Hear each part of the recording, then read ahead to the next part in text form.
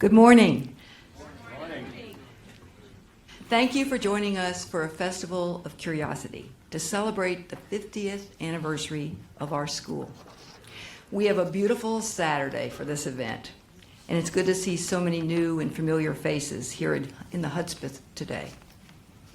Peter Brown and Ashlyn Davis are about to start their presentation on the evolution of photography, which will be a 30-minute conversation and a 15-minute opportunity for questions and answers. We do ask that you hold your questions till they finish their conversation.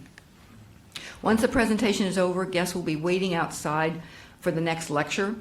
The lecture may not be full, and if you haven't signed up for it and still want to attend, you could wait out there too, and we'll let you in if there's, there'll certainly be room. But please help us keep the group moving by exiting the auditorium through the doors at the back of the auditorium on the window side, which is over there. If you signed up for the next presentation, which is Innovating and Educating for Global Impact with Dr. Rebecca Richards-Cordham, you should have a blue sticker on your badge. In that case, please feel free just to remain in the auditorium between lectures. Now it is my pleasure to introduce Peter Brown and Ashlyn Davis. You have information about both of them in your program. I would just like to add a few things. Peter Brown is an award-winning photographer and educator who has been teaching at the Glasscock School since 1979. He is the first winner of the Glasscock School Teaching Award. His excellence as an educator, a mentor, an artist is recognized by his students, who raised funds to create the Peter Brown Gallery in his honor. Check it out on the ground floor of the main building. Ashlyn is the author of the acclaimed book of 19th century photography, The Islands of the Blest. She is also the executive director of the Houston Center for Photography and the editor of the HCP's magazine, Spot, all of which give her an historical perspective and really good insight to the vibrant community of photography and photographers here in Houston. Today they will explore how the art of photography has evolved over time and what creative directions may be on the horizon for the field. Please help me give Peter and Ashlyn a warm welcome.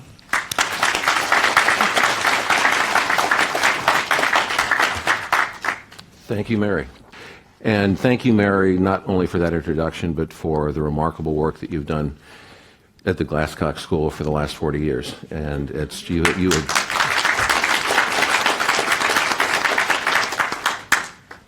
and thank you, Glasscocks, Mel and Susie. None of this would be here without the two of you. So it's a great pleasure and thank you, Ashlyn. Thank you for being a part of this conversation about photography. And we've been talking for the last couple weeks about this. And the evolution of photography obviously is a gigantic topic, and for two people to take it on in the course of half an hour is a bit daunting. Yes. So what we are going to do, there are a variety of different aspects of photography that we're particularly interested in. We want to keep the conversation personal and anecdotal. This isn't sort of a didactic academic seminar, and it's just going to be fun. This is a festival of curiosity, and I hope that the conversation that we have produces some curiosity in you about photography, and we'll see where this all goes. I want to mention briefly the fact that Houston Center for Photography and the Glasscock School have a long and wonderful shared history. I'm a founding member of the Houston Center for Photography, and there have been a variety of people over the course of the many years that HCP has been around that have served on the board. We actually have a president of HCP here, a treasurer of HCP. There are people out of this school that have really worked in wonderful ways with the other organizations in Houston, and photography as a genre, as a medium, has flourished because of that. Let's see if there's. Let's just dive right into it. The basic things we're going to be covering have to do with art and photography. This is art photography we're dealing with primarily, rather than editorial or fashion or photojournalism, that sort of thing. But photographic truth, photographic fiction, documentary photography, the photographic book, which is something that Ashlyn and I are particularly interested in, organizations like Houston Center for Photography and how they will proceed into the future. And let's just begin with some personal stuff. And I want to know, how did you get interested in photography in the first place? Well, first, I just want to thank you, Peter, for inviting me. It's a real honor to be able to sit on this stage with you. I've admired Peter's work for so many years, and you're not only a fantastic photographer, but a fantastic educator and mentor. So thank you, and thank you, Mary, and the Glasscock School. So I became interested in photography, in taking photos really, in high school. I went to a public school in Houston, and we had a really fantastic art program, and we had a black and white darkroom. And so I started taking photos probably my freshman year in high school. And my junior year, I then petitioned the department to create an AP art history course, and that was the first that this school had ever had, and that's really where I got very interested in the history of art. For me, photography was kind of a rebellion in a way, because I had been trained in all of these more formal arts, singing and dancing and painting and all of these things growing up. And, I like to say that my mom would have preferred that I was in the church choir, but instead I was arranging mannequin heads in the backyard to photograph, or making her pose for deadpan portraits. And she still doesn't understand why anyone would want their photograph taken without a smile.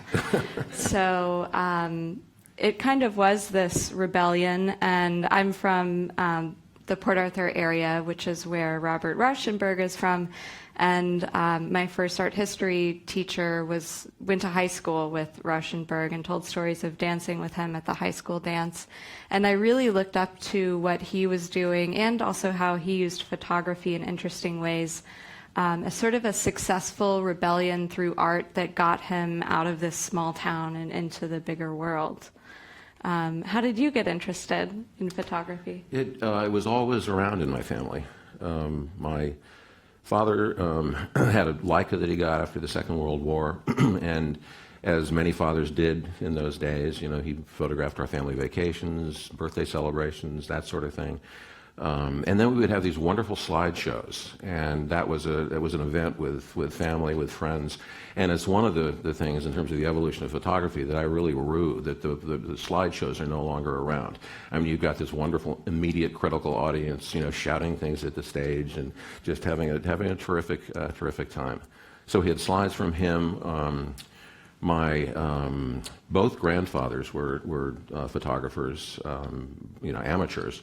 One of them my father's father worked in albums and black and white, and he would put these long narratives together with his writing underneath, and so they turned into little books, which I find interesting in terms of my own work. And my other grandfather was a chemist and set up the chemistry program at the University of Nanking, and my mother grew up in China, and he traveled all over China photographing, again, and this is early slide stuff, and Kodachrome, which is still around, so there's a great record there. But I grew up with this, as part of my, just the ethos of where I was.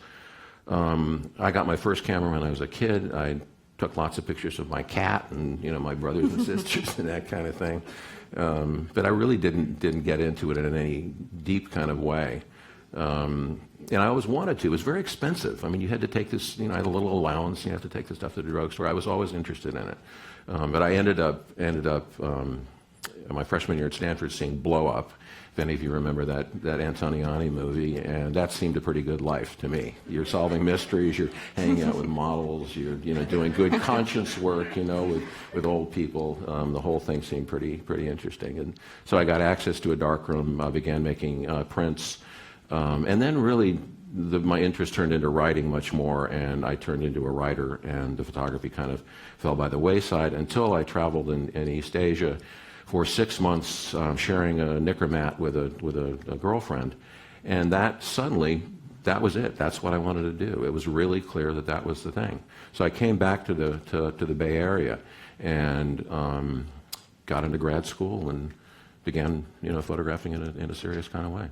What about the periodicals of the time, like Life and Time and Holiday, and how did those impact you? That was interesting because that's something that doesn't really exist now, although they are coming back to one degree or another. But they were, I loved them.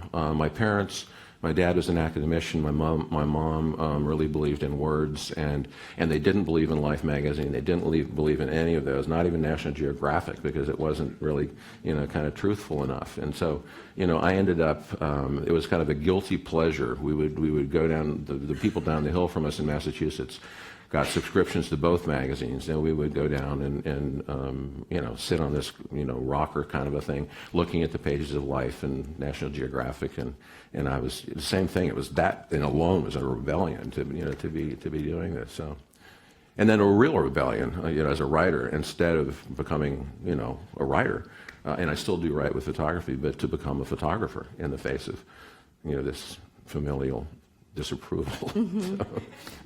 I'm also interested to hear about how photography as a medium has changed over the course of your life, and I'm particularly thinking about when you really got into photography, color was sort of revolutionizing the scene, right, with artists like Joel Meyerowitz and Eggleston and Shore.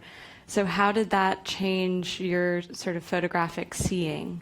Right. When I hit grad school, and this is in the mid-'70s, and this is in California, and the F-64 Ansel Adams, Minor White, beautiful print, all of that, was really reigned supreme, and that was what you were supposed to do. And I was also going to school with painters, and so I got into sort of abstract photography. But black and white, when I came in, that was it. And it wasn't until '76, I think, when and there was color kind of in the background, but Ansel Adams had famously said that it was vulgar, and Beaumont Newhall was the preeminent photo historian at the time, said, if you can't make it right, make it red. And anyway, John Sarkowski, who was a very influential curator at the Museum of Modern Art, put together a show for William Eggleston, a Tennessee-based photographer, kind of a snapshot aesthetic, and it was reviled initially, and Eggleston has gone on to become probably the most important color photographer, at any rate, of his generation. Stephen Shore came along at the same time. He had a one-man show at the Metropolitan Museum.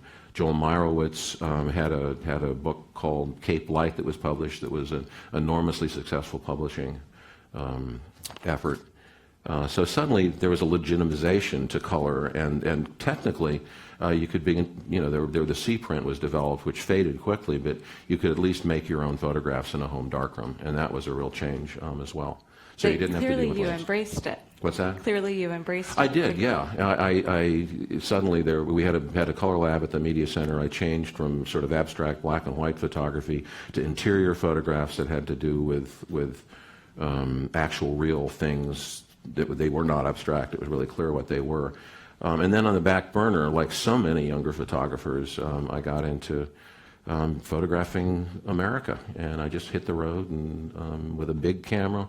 And that was influenced certainly by Stephen Shore and a variety of other photographers who went back in time to these big, view cameras with a hood over you and all of that. And so that's. How about you? With color, or my experience of the change of the medium? Well, it's interesting because when I started taking photographs, digital was already there, but it wasn't there in a big way for me. I mean, my parents had this tiny little kind of crappy elf camera that we would take family photographs with, and I completely rejected digital. And actually, I completed my degree at Pratt, but I started it at the University of Houston in their photo department, and I remember feeling enormously frustrated because after I took my black and white darkroom class, they wanted me to go to digital, and I just had such a strong reaction against it. And you really could still see the pixels in the images then, and it wasn't executed well in my mind, so I was kind of like a snob, and really that pushed me into art history much more, was sort of that rejection of the shift to digital. But now I think it's executed very well, or it can be executed very well. Sometimes it's really difficult to tell the difference. Right. There's also, of your generation, there's sort of an embrace of the retro in photography too. I'm just curious what that's about and what you think of it. It's funny because you and I have been talking about Instagram, right. And it's crazy because Peter does not have an Instagram, but his images are so Instagrammable. I will do it. You convinced me. And we, on our HCP account, we had been posting some images of Peter's work to sort of promote his solo exhibition. Mm-hmm. And someone, actually a photographer named Eric Marth, who lives in Virginia, said, "Did Peter Brown invent Instagram?" And I think Instagram is a really perfect example of that, like the retro filters that people are placing on images to give them this look of early color photography. And maybe it's a nostalgia, maybe it's because the medium is changing and there's this sort of stalwart connection to how it used to look. I don't know exactly what it's about, but it is very pervasive. Yeah, I think there's some connection to the fact that photographs of your youth have faded over time, and so the memory that in the way photographs work with memory, that somehow the memory of that time may look a little, off kilter in terms of color. That's really interesting, but I don't know that anyone of my generation thinks about it in that way.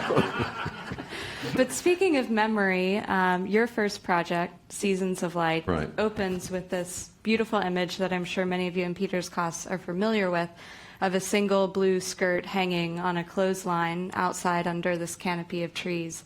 And next to it, he writes, "My mother owned 25 blue skirts." So in a way, the text belies what the image shows us, and it's, your text is more about something that you remember, but I know that that's not exactly how it's functioning. So can you talk about both memory and the way that you're thinking about words and images together? Right.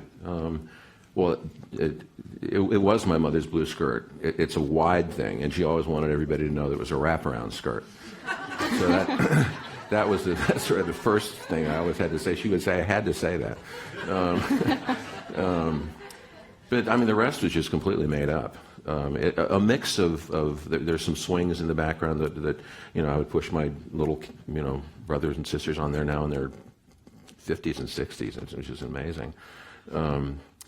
But sort of that was there. I made up a thing about a black and white calf wandering up, and we're both looking at this blue skirt, and then we go into the house and cook up some brook trout, and there's some blueberries, and just this little story, kind of a spin-off.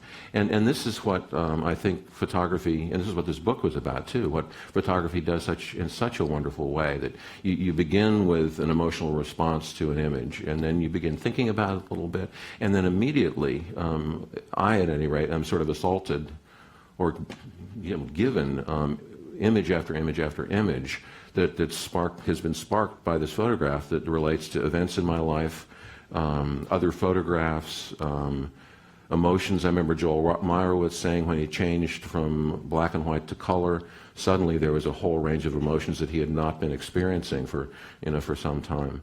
But memory for me is really kind of the wellspring and the beginning, and then the thoroughfare of all response to art. That you think about how you respond to it in your own life and your own actions, and I've already said it. It's a mix of what you're experiencing within and without, and then your past, and then the interesting thing that I could do in this book was that I could create a photographic future by telling these little stories that really had obliquely were applied to these images. Mm-hmm. So there's a little bit of truth. Yeah. But there's also a little bit of fiction. Yeah. I mean, photographs can tell, sort of get at truth. I mean, this is the whole photojournalistic thing that we continually experience, and they can create truths, and they can lie and tell stories in the most wonderful fictive ways. And it's what makes it such a rich and finally kind of X-factored medium. You just can never kind of get to the bottom of what it is. And in terms of curiosity, I mean, that's what it's all about for me. And it's curiosity about the world, and then curiosity about the image, and curiosity about, who you are in an interior way. It's interesting to think about truth in this context, and when you were talking earlier, you said your parents didn't trust images, right, because they didn't tell the truth. And that's sort of maybe a little innovative for the time, yeah, because I feel that people at that time still very much believed everything that was in Life magazine. So how has that changed for you, or this idea of the photograph as a document, as something that's truth-telling? Have you seen that change, maybe in the work of other artists throughout your generation? Because I think it's a question that photography will never stop asking, even though we always know that the truth is that there is no truth, really. Right. You're always sort of dancing on the precipice of truth and falsehood, and trying to grasp a greater truth in your work. I mean, there are a variety of photographers who I think are dealing with kind of actual events, in the West. I mean, Bryan Schutmaat, who's sitting in the front row here, has worked a kind of a fiction and a poetry of the West that also is chaptered and kind of lyrically laid, but it does have to do with the reality of what's going on in the country. I mean, there are a whole. I mean, Robert Adams is kind of the king of all of that, and a very, very great writer as well. And he has dealt with kind of the ecological disaster that the West has been in ways that are pointed, but still very artistic and very personal and documentary in a way that Robert Adams or Walker Evans talked about. He talked about a lyrical documentary, and that's kind of what I think a variety of photographers are after. We're going after truth, but we're going after it in a very personal kind of way, and in a way that's beautiful. Yeah, I really think of Alex Soth when we talk Yes. about this. His first project, Sleeping by the Mississippi, which documented real people and real places that he encountered. He talks about it as he says, "I created the river," or the river was created as I moved along. And so I think it's really interesting. There's this new sort of conceptual approach to truth, almost as if truth were a formal element in the image or the subject of the image, no matter what it's a picture of. And I think younger generations of photographers who really are using what I call the documentary aesthetic, or a straight approach to photography, really are playing with this idea to the extreme of using reality to create a new fiction. And then along with that come all these sort of ethical questions. Right. How has that sort of the ethical debate changed over the course of your life? Or has it? I think I've never had to deal with model releases, that sort of thing. I mean, that's just not something that has been newspaper photographers do all the time. It really has, in terms of my own work at any rate, has to do with intent. And what are you shaming these people? Is there some could there be interpretation that they might make or others might make that would, in one way or another, without their permission, make them look less human than they actually are? And in terms of the ethics of my work, and I think some photographers' work, that's important. In others, it really all goes out the window, and that the world is there for your picking and for the creation of whatever set of fictions that you want to set up.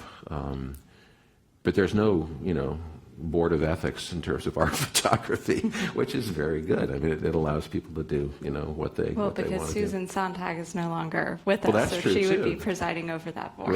Right. Now, she wrote a book called On Photography that I read in grad school. They came out in the New York Review of Books, month after month, and I got madder and madder and madder at her, and finally wrote this long letter, which I never sent, but at least it kind of got it out of my system. I'd be interested to read that. Yeah, I'll see if I can dig it out. Yeah.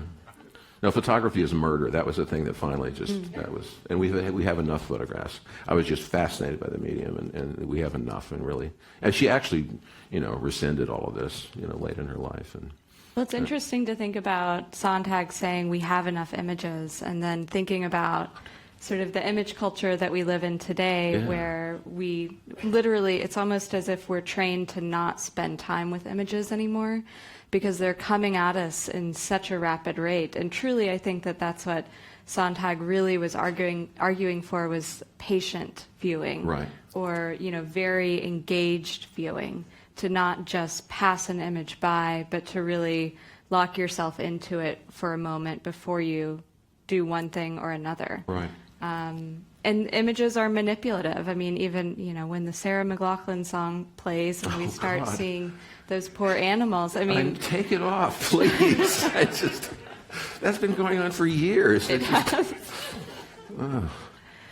But I think shifting into this, another idea of a conceptual approach to photography, something that's happening a lot is this sort of meta photography, or Right. photography that's about photography. Right. Sometimes photography that doesn't even look like photography. It looks like painting or sculpture.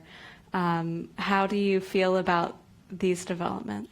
I remember early on, if somebody told me my photograph looked like a painting, I'd get pissed off, and I'd tell them that it wasn't, and then why it wasn't, and what the differences were. And all that. I'm certain for my own work, I let that go, and it just water off my back. But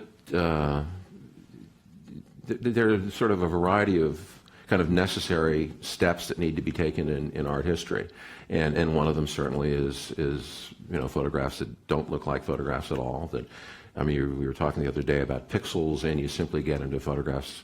They're so enlarged that all you see are pixels, or film, work that all you see is grain. I mean, that's the kind of thing that sort of has to happen. Sherry Levine, Richard Prince decide that people have appropriated bits and pieces of art over the years, but they simply photographed. Sherry Levine photographing Walker Evans photographs and putting them on a gallery wall and saying this is a Sherry Levine photograph, because it actually was. I mean, it was a photograph she had made. Or Richard Prince photographing Marlboro men and enlarging them and putting them, and they're selling for millions of dollars. So it's, that's the kind of work that doesn't interest me particularly. I'm much more engaged. I mean, that's engaged in consumers' culture and that sort of thing, but I'm much more interested in work that has to do with the quote, real world. And an individual or a group photographer's response to it. Well, and I think it's also a reckoning that photography is still going through of being accepted into the art world, because there's always this, I think John Berger is the one who has a very Marxist approach to photography is not an art. It can never be an art because it has no rarity value. It's intended to be reproduced over and over and over again. And now we have commercial galleries that are editioning prints when really there's no sense in it. It can be endlessly reproduced. But it's also, on another hand, really great for the artist and for the photographer to come into this world, and for photography to finally be a concentration in a master's program, for instance, or to have a department at a museum, or to have a gallery like Houston Center for Photography. So I kind of see that debate continuing on in interesting ways. And really, I'm not so interested in the highly conceptual work unless it does something that takes us beyond looking at itself. So if through looking at itself it takes us into a deeper engagement with the world, Right. Then I think it's successful. Right. Yeah, of course. When I mean, this is me again, but early on when I hit grad school, I was the first grad student at Stanford in photography, and the art history department did not believe, to a person there, that photography was an art form. And this is the mid-'70s, which I just found really appalling. But it was good kind of battle training for, what I was going to go through the rest of, many, many years. But yeah, I think I'm very with you on this, that it's interesting stuff. There's steps that need to be taken, and they will be taken if they are available. There's no question about it. So. I wonder if we should maybe talk a little bit about photo books. Yeah, great. Okay. There's a wonderful book called The Americans that some of you may know. Robert Frank, back in the mid-'50s, put this book together, going out across America in again, a Leica, black and white. And he, in 83 photographs, really just kind of nailed what America was truly like in those days, as opposed to the Family of Man show, which was very kind of schmaltzy and sentimental. This was a cultural critique, which to me still seems really right on the money. And it's probably the most influential book that's ever been published. Every young photographer, knows it by heart, and there have been books about this book and books about those books, and it just goes on. And HCP has got something to do Yes, with it's this. really exciting because we are doing a Robert Frank pop-up in December, and so this will be not only the Americans, but Frank's contact sheets, much of his other work, his films will be on view, and it's in a very Frankian way that is also pushing back against the whole idea of photography as art. So these will be pasted on the walls. They're not original prints that you have to view in low light in a museum setting, and it's actually meant to be destroyed at the end. So nothing has any sort of commercial value. And one of the things that I'm thinking about is how a younger generation of photographers have been influenced by the Americans. And I think it's really interesting because the Americans was totally reviled when it was Right. published. And Jack Kerouac had a poem that introduced it all, and it Right. was just as gritty and dark as the images. And the images themselves are imperfect, they're grainy, he's shooting through things at times, they're obscured in interesting ways, but I think what he really maps out is several things. One, sort of a vocabulary for questioning what it means to be an American at a time when the country was so greatly divided. But also just his use of sequencing, of leading from one photograph to another, and this idea of a poetry contained within an entire Right. text, as well as a single image. Right. I don't want to interrupt this because it's and my mic is off. This is one of the best conversations I think I've ever heard, and most interesting. And but we are running out of time, and we wanted to leave a little time for Q&A. Are there some questions out there? Yes, ma'am. Hi. So thank you so much. And on the topic of conceptual photography and now what we have available digitally, I sort of have this special place for the true photo that has not been manipulated. And I just wonder what you think about that, like just a straight shot, that is the shot, nothing gets changed or altered, versus something that really gets tweaked or layered or produced in a certain way. So I'm just wondering about your thoughts on that. So the question is how we feel about straight photography, or the unaltered or unmediated image, as opposed to the highly edited or manipulated image. And I guess I'll just shoot from the hip, but I feel that every photograph is manipulated, even if it's a straight photograph, because the photographer is choosing where to shoot from. They're often cropping their images in certain ways, the perspective that they choose to use. Even if they've done no editing at all, I still feel that it's a mediated image. But I'm sure that's not directly answering your point. Yeah, no, I think that's true, and it's it's not reality. It's 8 by 10 or whatever it happens to be. It may not be in color. It may be in black and white. The tonal ranges may be changed. But I completely agree with the sentiment behind that, and that's the magic of photography for me, and that's the beauty of it, and that's the glory of it, that such an event actually existed, and that you can, as a photographer, find that thing, frame it up in some artful way and show it to somebody else. And that, I'm shivering right now. It's just really magical. And I absolutely love that. That's my favorite part of photography. And then certainly you can, I don't do a lot of photoshopping of my images, but you can change things here and there and take a chair out. And I could go on. I think whatever allows the artist to, or photographer to achieve their ultimate vision, Yeah. I'm completely fine with. I Right. do think that there's a good place for straight photography. Yeah.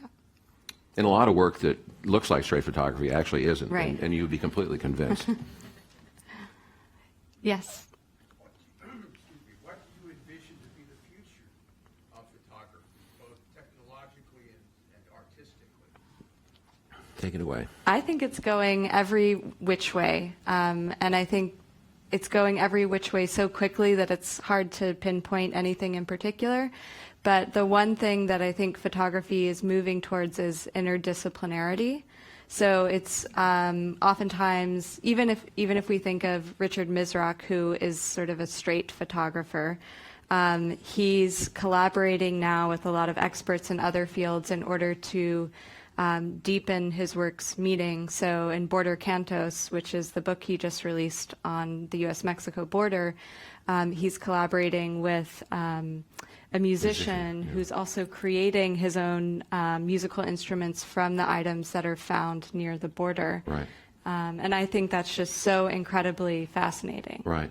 I think also we should mention that there's a Thomas Struth show at the Moody Center right across the street here that is absolutely phenomenal. And he is, I mean, there's not a kind of a visual collaboration, but there is a collaboration with scientists. These are gigantic photographs of things that I had never seen before. They're labs and hospital rooms with unbelievable setups of wires, and I highly recommend it. It's one of the most amazing photography shows. You're assaulted by these things, and he set the thing up himself, and so you come around a corner and suddenly there's a gigantic oil rig, or next to it there's a person in a hospital bed. So you had a question?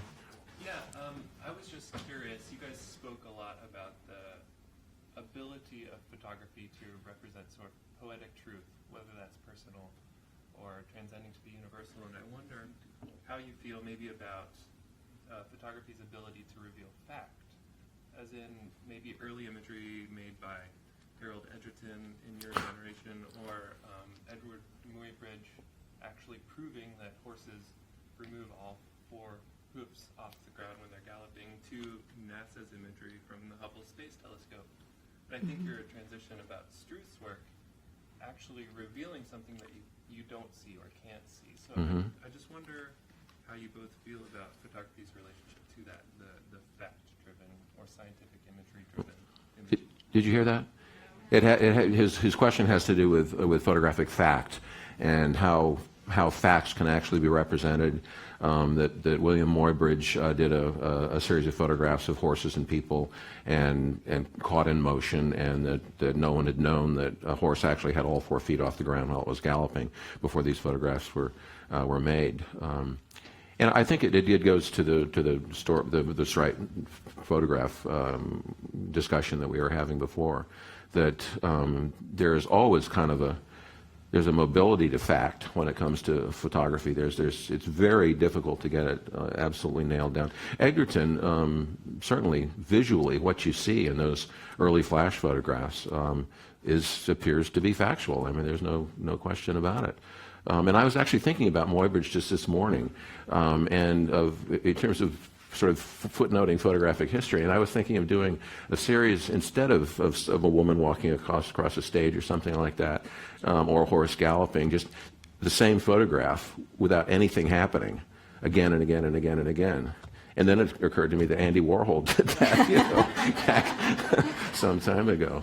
But I mean, photographic fact is just, you take a shot at it. Well, yeah, I think it also goes back to this idea of photography as interdisciplinary because it's used in the sciences. Clearly Muybridge, well, he was working for a railroad baron and trying to win him a fortune by showing that all of the hooves were off the ground at the same time. But I think that the way I would approach it is to never take any image for face value, and to sort of investigate it a little bit more before believing that it's a fact just because it says it is. But I do think that it has that ability to show us things that, the unaided eye could never see.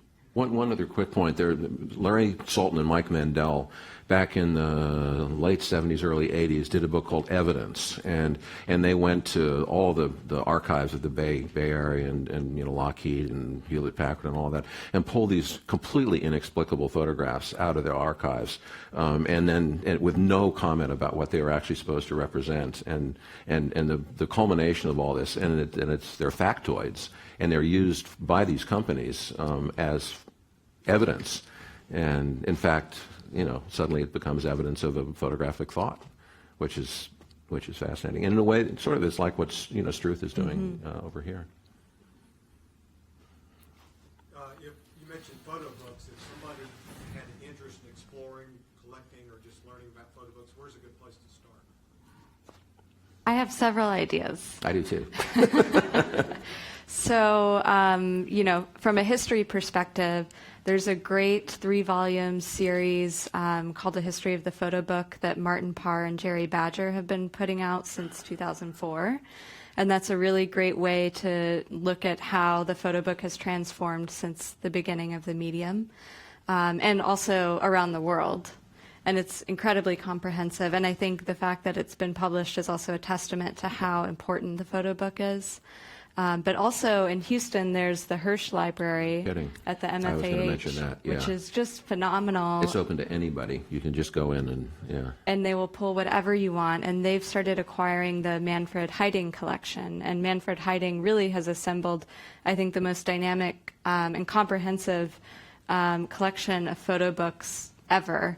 And so you can go in and see this Soviet-era photo book that literally has a sword as part of the cover, to Alex Oath, Sleeping by the Mississippi, first edition. Right.